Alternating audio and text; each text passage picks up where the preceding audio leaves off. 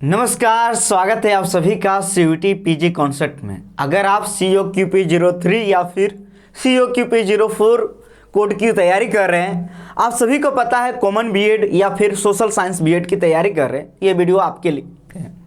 इस वीडियो में हम लोग बात करेंगे एक इम्पोर्टेंट टॉपिक जिससे कि PYQ में सवाल पूछे गए हैं।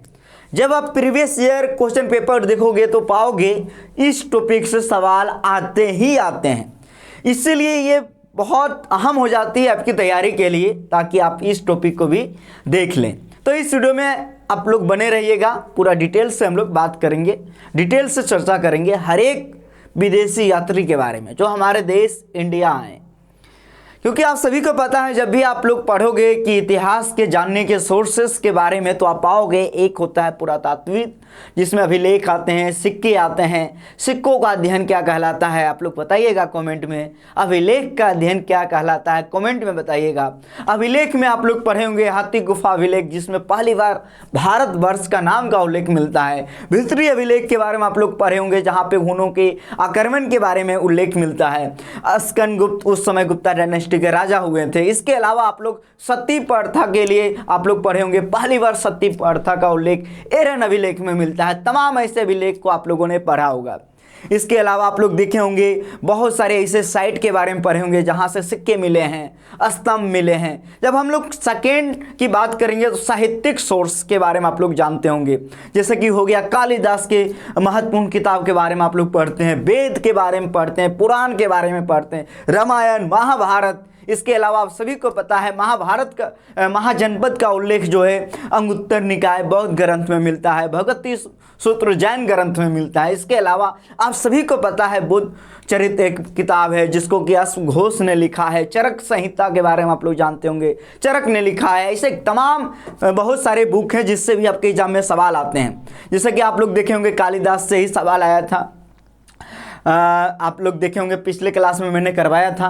तो जो थर्ड जो है ना इतिहास जाने के सोर्सेस, वो है विदेशी यात्री। आप सभी को पता है एंशिएंट हिस्ट्री से ही मिडिवल हिस्ट्री होते हुए मॉडर्न हिस्ट्री की बात करेंगे तो आपको पता है वास्को डी गामा का आगमन होता है, उसके बाद ईस्ट इंडिया कंपनी। उसके अलावा आपको पता है अनेक देश जैसे इंग्लैंड हो गया, फ्रांस हो गया, डच हो गया, और भी पुर्तगाल जो कि सबसे पहले आया है वो सबसे लास्ट में गया है। तो ऐसे तमाम चीज़ों के बारे में आप पढ़ते होंगे। तो लेकिन एक चीज़ है कि इस क्लास को पूरा देखने के पहले अगर आपको लग गया हो या लगने वाला है तो इस क्लास में वही कंटेंट मिलेगा जो आपके एग्जाम में आने वाला है। तो अभी जाके इस चैनल को सब्सक्राइब कर लीजिए और नेक्स्ट वीडियो के लिए बेल आइकन को ऑल में जाके प्रेस कर लीजिए, क्योंकि आपका लाइक जो आपका प्यार मिलता है ना, यही हमारे लोगों के लिए मोटिवेशन का काम करती है। और पिछले 2 वर्षों से हम लोग कॉमन बीएड की तैयारी करवा रहे हैं, तो आप लोग जान सकते हैं यहाँ से सिलेक्शन भी हुए हैं। तो हमारा न्यू बैच जो है वो 1499 में संपूर्ण कंप्लीट कोर्स मिल जाएगा, 199 में टेस्ट सीरीज मिल जाएगी। हमारा एप्लीकेशन का नाम है सीयूटी कॉन्सेप्ट, डाउनलोड कर सकते हो। कहाँ से जी? प्ले स्टोर से। तो आप लोग को ये समझ में आ गई होगी, है ना। चलिए हम लोग बात करते हैं सीधे। सबसे पहले जो हम बात करेंगे, और एक चीज़ और कि सिर्फ इतना नहीं है, मेगास्थनीज के बारे में पढ़ेंगे, फाहियान के बारे में, हेन सांग इत सिंह के बारे में पढ़ेंगे, चीनी यात्री के बारे में। फिर जब आगे बढ़ेंगे अल बरूनी के बारे में पढ़ेंगे, इबन बतूता के बारे में, मार्को पोलो के बारे में, हॉकिंस के बारे में। इसके अलावा टॉलमी के बारे में बात करेंगे जिन्होंने भारत का भूगोल लिखा, ग्रीक के आए थे। अब्दुल रज्जाक के बारे में बात करेंगे, इसी से संबंधित PYQ सवाल है। बर्नियर के बारे में बात करेंगे, फ्रांस का एक यात्री था।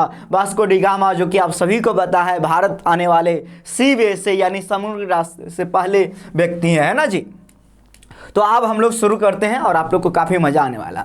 सबसे पहले बात करते हैं मेगास्थनीज के बारे में। तो सबसे पहले आप लोग जब इतिहास पढ़ोगे तो एक डायनेस्टी के बारे में पढ़ोगे, मौर्य डायनेस्टी के बारे में, जिसके फाउंडर होते हैं चंद्रगुप्त मौर्य। लेकिन कहानी बहुत अलग है, क्योंकि आपको पता है उस समय नॉर्थ इंडिया में नंद डायनेस्टी का शासन चल रहा था और राजा का नाम था घनानंद। लेकिन उसी समय उत्तर भारत आक्रमण करती है महान सिकंदर।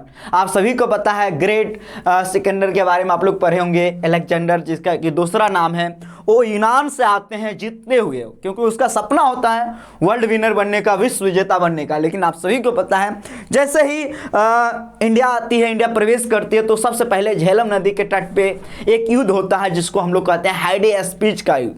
थोड़ा सा मैं आप लोग को बता देता हूँ, क्योंकि इतिहास आपके पोर्शन में है तो हो सकता है इससे सवाल आ जाए। जब आप लोग इतिहास पढ़ोगे तो पाओगे सबसे पहला युद्ध जिसके बारे में डिटेल से उल्लेख मिलता है हाइडे स्पीच का युद्ध, या फिर आप कह सकते हो झेलम नदी का युद्ध। झेलम नदी के तट पे पोरस, उस समय भारत के जो राजा था पोरस और महान सिकंदर के बीच लड़ाई होती है और महान सिकंदर जीत जाती है, पोरस हार जाता है। लेकिन आप सभी लोग ये भी जानते होंगे, थोड़ा सा कहानी है जानते हैं कि एक नदी होती है ब्यास नदी, जिसको पार करने से इनकार कर देती है महान सिकंदर की सेना, और वहाँ से ही महान सिकंदर का विश्व विजेता बनने का सपना अधूरा रहता है। इसके बारे में बहुत सारे जादू टोना का है जो कि आप लोग कहानी सुने होंगे, लेकिन हम इस पर बात नहीं करेंगे, ठीक है ना।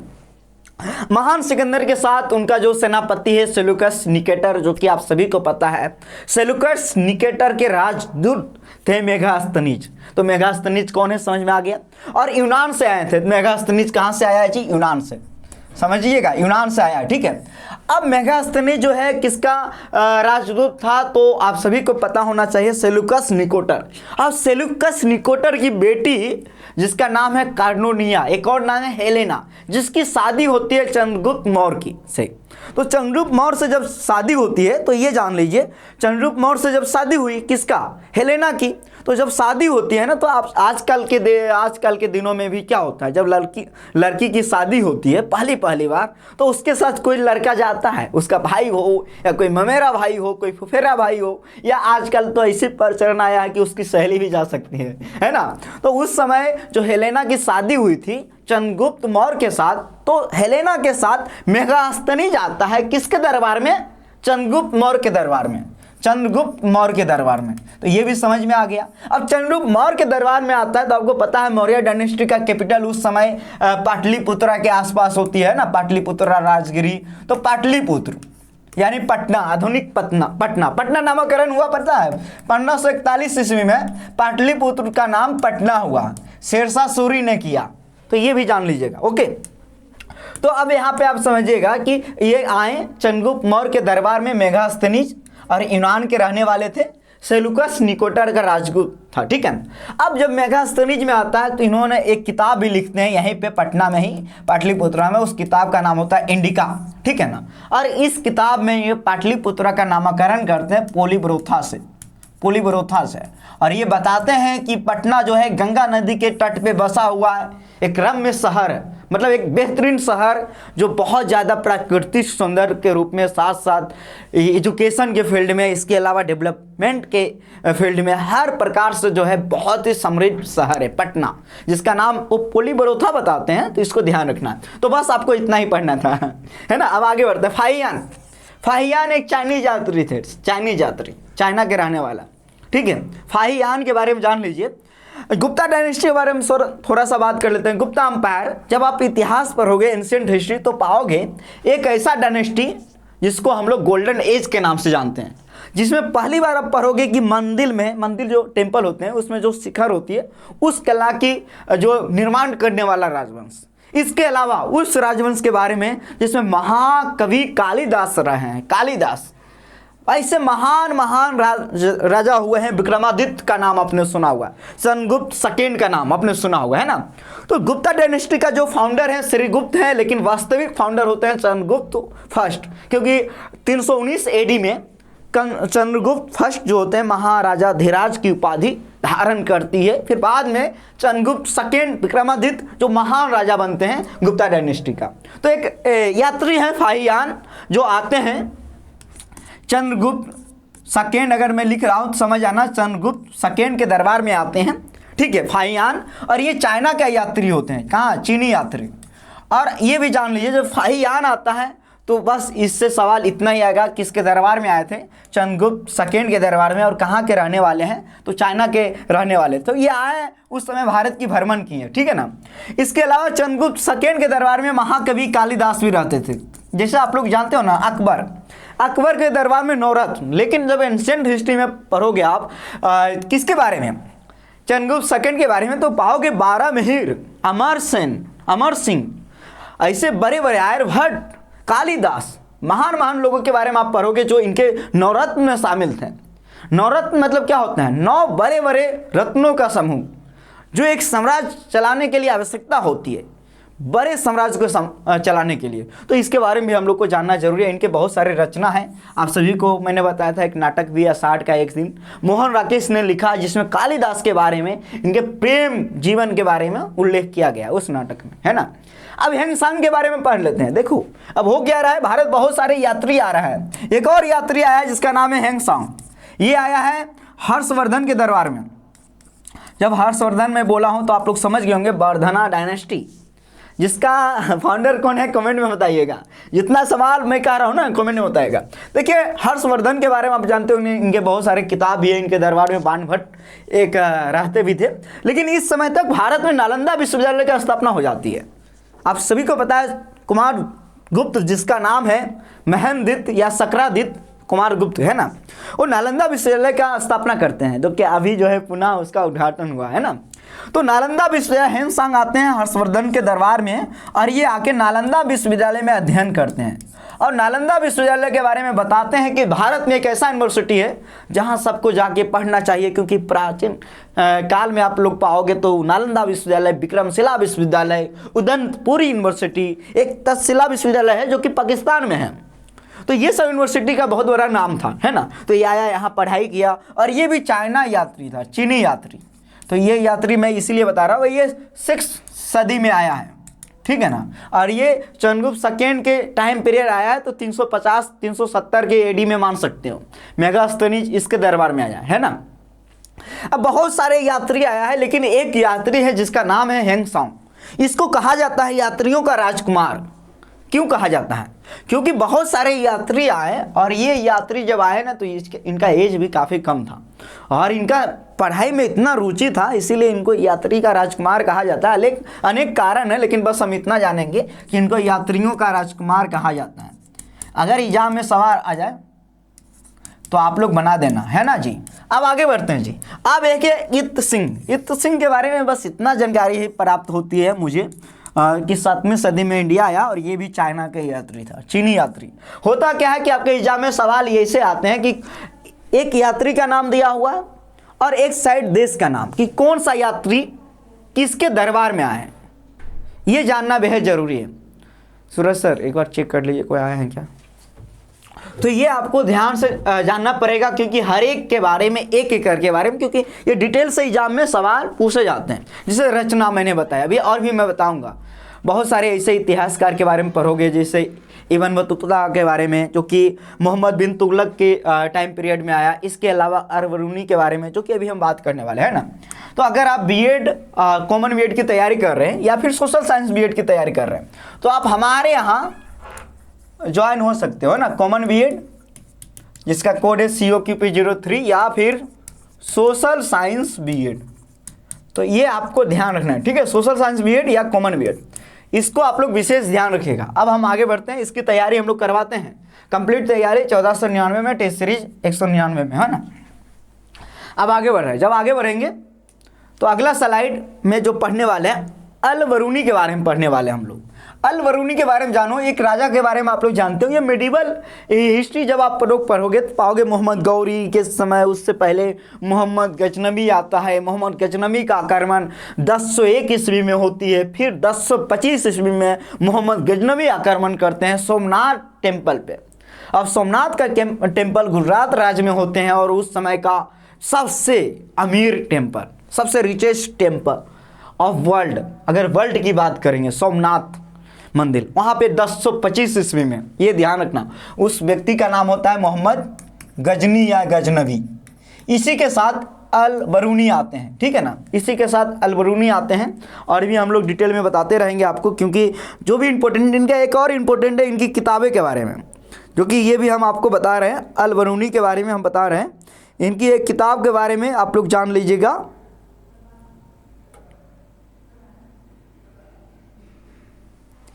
इनकी एक किताब है, ये मोहम्मद गजनवी के साथ भारत आते हैं। इनका किताब का नाम है किताब अल-हिंद, किताब अल-हिंद। तो ये एकदम ध्यान रखना, किताब अल-हिंद। इस किताब के लेखक कौन है? अल-बरूनी। और ये किसके साथ आते हैं? मोहम्मद गजनवी के साथ, जो भारत में 17 बार आक्रमण करते हैं। अब आगे बढ़ रहे हैं। जब आगे बढ़ेंगे तो देख लो भाई, अगला है इब्न बतूता। ये बहुत इंपॉर्टेंट यात्री है MBT। अगर हम MBT कह रहे हैं तो मोहम्मद बिन तुगलक डायनेस्टी में एक यात्री आते हैं जिसका नाम है इब्न बतूता। और ये कहाँ के रहने वाले हैं पता है? मोरक्को। अफ्रीका महाद्वीप के बारे में आप लोग जानते होंगे। अफ्रीका महाद्वीप का एक देश है जिसका नाम है मोरक्को। मोरक्को से आते हैं जिसका नाम है इब्न बतूता। ठीक है, ये किसके दरबार में? MBT मोहम्मद बिन तुगलक के दरबार में आते हैं। और किस देश से आते हैं? मोरक्को से। जब ये आते हैं तो इस समय भी ये किताब लिखते हैं। इस किताब का नाम है रहला। बहुत इंपॉर्टेंट बुक है ये, बहुत इंपॉर्टेंट बुक है ये, दोनों बहुत इंपॉर्टेंट बुक है जी।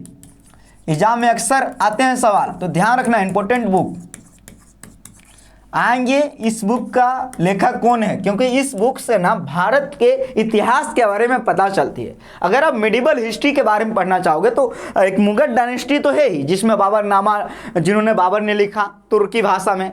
फारसी मुगल का दरबार का राजकीय भाषा था, लेकिन इन्होंने तुर्की भाषा में लिखा, जिसमें इन्होंने विजयनगर साम्राज्य के बारे में बताया था, तुलुक डायनेस्टी के बारे में। कृष्णदेव राय एक राजा थे, है ना। तो ये आपको ध्यान रखना है। एक मार्को पोलो, ये इटली के रहने वाले थे। इटली का रहने वाले हैं, भारत व्यापार करने के उद्देश्य से आया है। क्या नाम है? Marco Polo. ये इटली के रहने वाले हैं और ये 13वीं सदी में भारत आता है, 13वीं सदी में। और पांडे डायनेस्टी का एक राजा चल रहा होता है, पांडे राजवंश। उसी राजवंश के यहाँ आता है व्यापार करने से, बिजनेस करने के उद्देश्य से। हॉकिंस भारत आने वाला पहला ब्रिटिश, पहला अंग्रेज, जो कि आप सभी को पता है, जिसका नाम है हॉकिंस। हम लोग गांव में कहते हैं अरे तुम ज़्यादा हाकिम बन रहे हो क्या? मतलब कि भारत आने वाला पहला हॉकिंस जो है वो पहला ब्रिटिश है।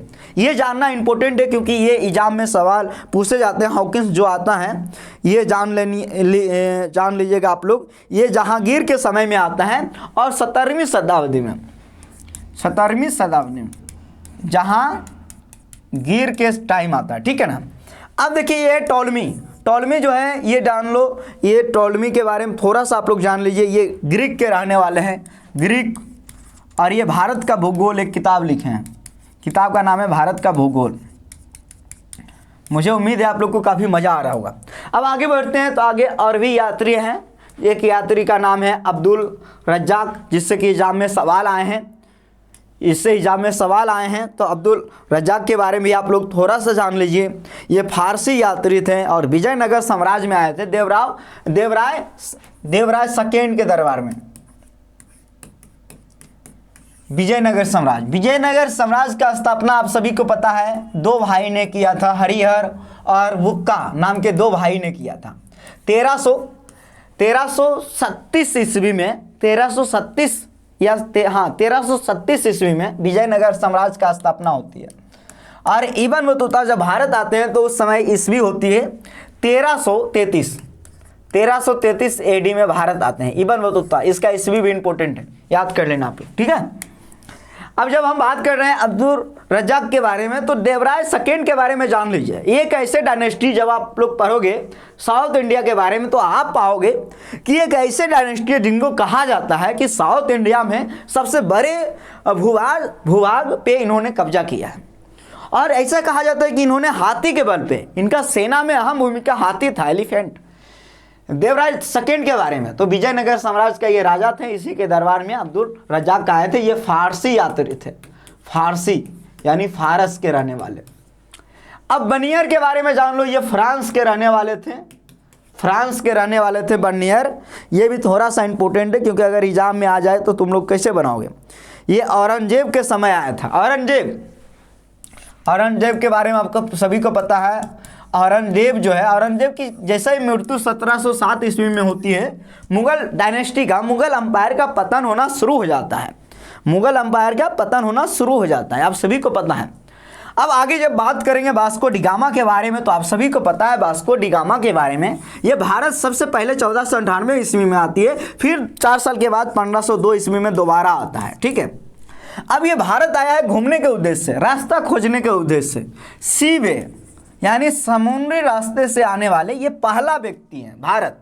और ये कहाँ के रहने वाले थे पता है? पुर्तगाल पहला ऐसा देश है यूरोपीय देश जो भारत सबसे पहले आया और सबसे लास्ट में गया। तो ये भी आपको ध्यान रखिएगा, गोवा पे इसका अधिकार था और 1961 ईस्वी में गोवा को इन्होंने भारत के अधीन किया। तो ये जान लीजिए सी वे से आने वाला ये पहला यात्री है। वास्को डी गामा 1498 ईस्वी में आया, दोबारा 1502 में आया। अब ये आया कहाँ, एक बंदरगाह है जिसका नाम है कालीकट। कालीकट बंदरगाह पे आया, कालीकट बंदरगाह, ठीक है, कालीकट बंदरगाह पे आया। तो जब बंदरगाह, आपको पता है कि जब आप अभी भी देखोगे कलकत्ता बंदरगाह, चेन्नई, मुंबई, जब बड़े समुद्र के किनारे बड़े बड़े शहर स्थित तो वहाँ बंदरगाह है यानी पोर्ट है। उसका उद्देश्य होता है बिजनेस करने, जैसे किसी भी देश के, जैसे कि आप लोग इंडस वैली सिविलाइजेशन के बारे में पढ़ते होंगे, तो लोथल के बारे में आप लोग पढ़ते होंगे। और ऐसा कहा जाता है मेसोपोटामिया की जो सिविलाइजेशन है उसके साथ बिजनेस होता था, इंडस वैली सिविलाइजेशन का।